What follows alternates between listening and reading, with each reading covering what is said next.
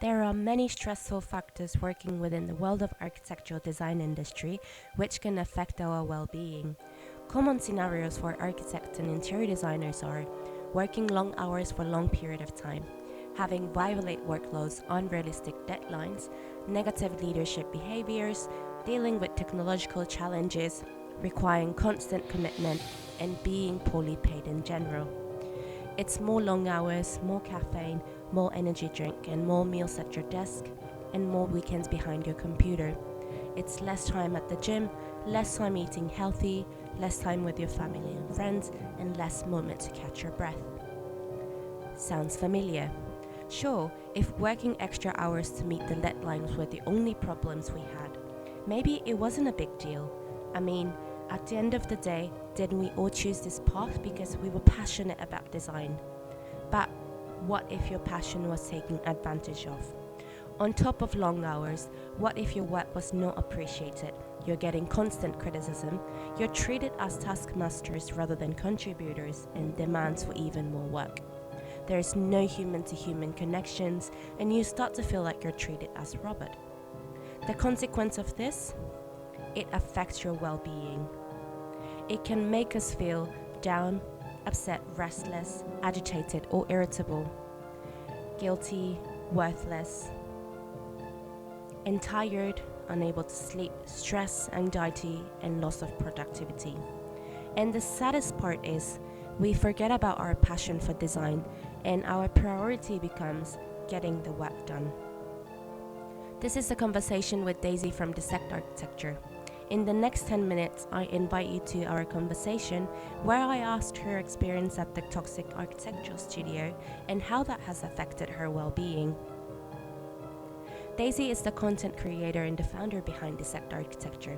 She received her bachelor from the University of Illinois at Chicago and is currently working as a freelance architectural designer. So I studied from 2011 to 2016. So I did 5 years actually. So once I graduated, I was looking for a job. I was just working part-time jobs, but my first firm I worked at as associate architect. It was a very small firm. My assigned responsibilities included from helping with the completion of technical drawings, assisting in administration duties. I also took care of the marketing materials and I prepared presentation materials as well. And I remained at this firm for about 7 months. How was your impression when you joined the company at the beginning? When I first started, I was really excited to start working at an architecture firm because that was my main goal throughout all my undergrad. So before that, I worked as a research assistant for professors and I helped them create a set of drawings for the projects they were working on. But this was my first architecture firm experience, professional experience. And so you had nothing to compare with other kind of experience, right? No, so I had nothing to compare for myself. I only compared it to my peers. So we would talk about it and just compare how our work schedule was and how theirs was and how the different firms ran the firm itself. Was there any first sign that you felt this was unhappy environment or things that made you unhappy or upset in that environment? So I actually first started feeling unhappy about 3 weeks after I started my job. And this was stemming from how leadership treated their employees. And that just made me question if that's how firms should be ran or how firms should function and if that's how all the other firms treated their employees as well. Could you tell me a little bit more specific what kind of accident or thing happened when you felt unhappy? So a specific situation was when a friend and I stepped out for lunch one day and lunch was only 30 minutes. And that day we came back a couple minutes late. And when we got back to the office door was actually locked. And we had to call the office for someone to open the door and let us back in. So a coworker let us in. And then we were taken into my boss's office and he was very upset because he said that we had left without letting anyone know, even though we left at the same time every day. But he kind of yelled at us and told us how irresponsible we were. And that just made me, I felt very upset, but it also made me change my viewpoint of who I was working for and the firm itself. And then another one that happened to me was an afternoon that I was working with him, and we were creating the design for a project. And there was a lot of back and forth between both of us. And it seemed that everything that I presented to him wasn't good enough, and he just kept pushing back. So at the end of that day, I just felt very defeated, and I felt like I wasn't good enough. Yeah. And I later expressed this to him, and he actually told me that he was doing this on purpose to see how much pressure I could handle. And that just didn't sit well with me, because I was actually putting in a lot of effort, and he did not acknowledge it. Yeah. Like these kind of situations can affect you obviously in many ways. First of all, like mentally, and I guess it could also affect like your social well-being as well as your physical well-being. Do you think this situation at your workplace has affected mentally most, or has anything affected you in other aspects of the well-being? So this did affect me mentally first. I went home and I just felt very drained, and I didn't want to do anything. So this did affect me mentally. And I also, since I was working with administration, I was aware of how much everyone was getting paid.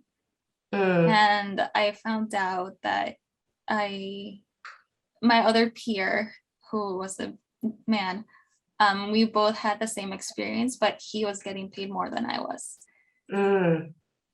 So I think firms can take advantage of not only how they treat you, but sometimes also like the pay. And even though it didn't affect me how I was living, and I wasn't struggling to pay my bills, it's just something that I wish I would have stood up more for myself and asked for more pay. Yeah. Was there also like any situation that you felt not worthy enough? Or you felt like you had to work more in order to please your coworkers or your boss or your company, even though you felt like you were already like working a lot? I think just being there, I was the youngest woman working there, and just the fact that. So do you think maybe like, so were you surrounded by men? Yes.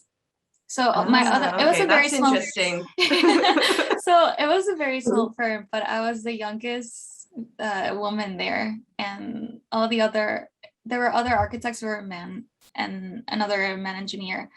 The firm was actually led by a man and a woman, but I worked directly under the architect. And the secretary was a woman as well, but I think I had to, architecture wise, I had to push a little more, and I felt that since I was the minority, I had to prove myself that I was worthy of being there. And do you think your environment have let you speak up about like this kind of issue? Were you able to talk about the problem that you were facing? Did your boss or your leader let you speak up about this kind of issue when you had problems? And what was his reaction? So when I actually intended to quit, and when I wanted to submit my resignation letter, that's when I guess we finally talked about these issues. But at the moment, I didn't feel comfortable going up to him and talking about it, since his reactions were he was very reactive. Yeah. So I didn't feel comfortable. But after I gave my resignation letter, at first he actually refused to accept it. And then he kept telling me that I had talent, that I should stay. And at the following 2 weeks after that, his behavior changed completely. He gave compliments. He didn't react. He didn't yell. So I think that was him wanting me to stay. Yeah. But at that point, my mind was already made up. So I left regardless. And I think that was the best decision for me.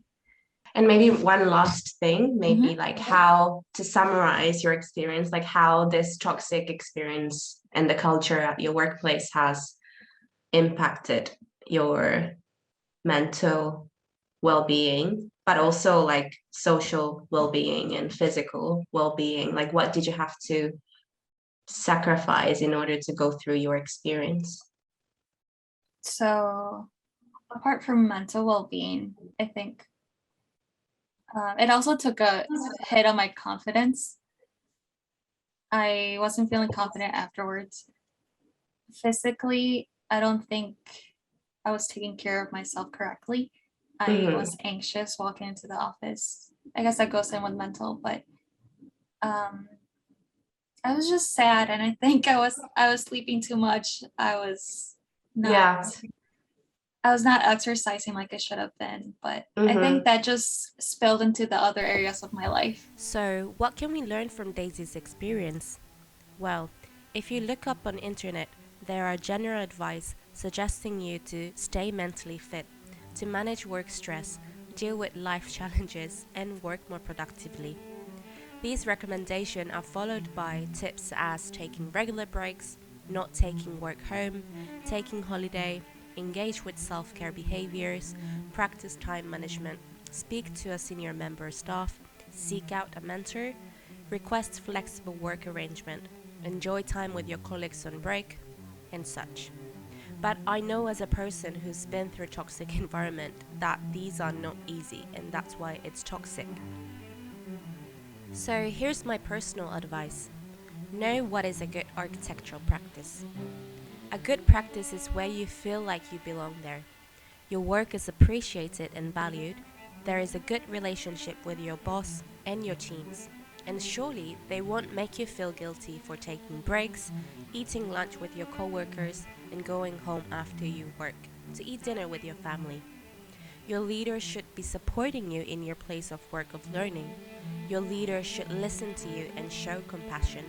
There are a few websites where you can read the review of what previous employees have said about the company, so this might be something you can look into before you make your decision. My second advice is, working for XYZ architecture firm does not define your success nor your worth of talent or happiness. I used to dream of working at the Starchitect. I think prestige of working for a Starchitect, while such privilege can really make an impact on one's career. And it doesn't mean it's the standard, nor what everyone should aspire for. All these are the narratives being pushed by the practices that only benefits from it. It's a toxic kind of mindset being implemented through our education. One thing I learned from my experience is that you never know what it might look pretty on outside. The fame is actually reflected in the company culture. If you're facing constant unhappiness in your work environment or realize it might not be what you wanted to do, we want this video to become the wake-up for you. We will end by saying this. Always go with the choice that scares you the most, because that's the one that is going to help you grow. Head over to Daisey's video and channel linked below, where I share my experience at the toxic architecture firm. Also, if you have a similar experience, we would love to hear it. Please share it with us in the comment below. And please make sure to subscribe our channel so you don't miss out any more contents in the future. Thank you for watching.